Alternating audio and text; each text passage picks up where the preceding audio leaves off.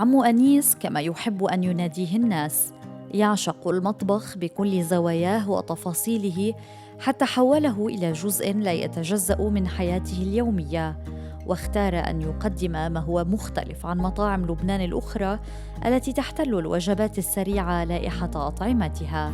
والله أنا المصلحة هيدي بدمي كنت أشتغل فيها يعني من زمان، وكنت بالإمارات.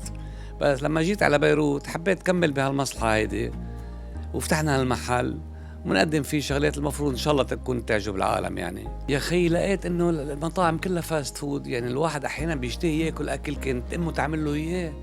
هالشغلات الطبيخ اللي بتنعمل الأولاد ما بيعرفوها، حتى إذا عملت لهم إياها أمه ما بياكلوها.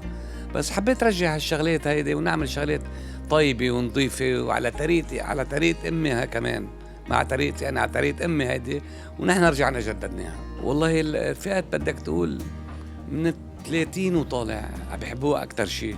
وأحيانا بيجوا هالشباب لما يعرفوا إنه فيها الطبخ، خاصة تلاميذ الجامعات هون كتير عم بيحبوا، ما شوي كتير. عمو يوميا أنا بعمل وجبة طبخة وحدة رئيسية، وعندي 40 صنف بنعمله على الطلب دايركت، يعني كل صنف بيتحضر ب10 دقايق.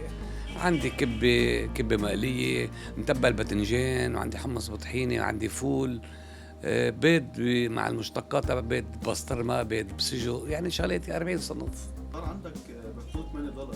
نعم. كيف عم توفي معك المصروف؟ والله هيدي سؤال كومون للعالم كلها، كيف عم توفي معك؟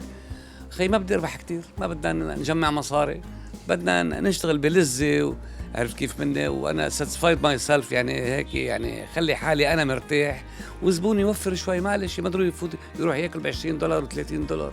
يعني انا عم بربح، مع انه ما عم بربح، بس عم بربح شيء بسيط.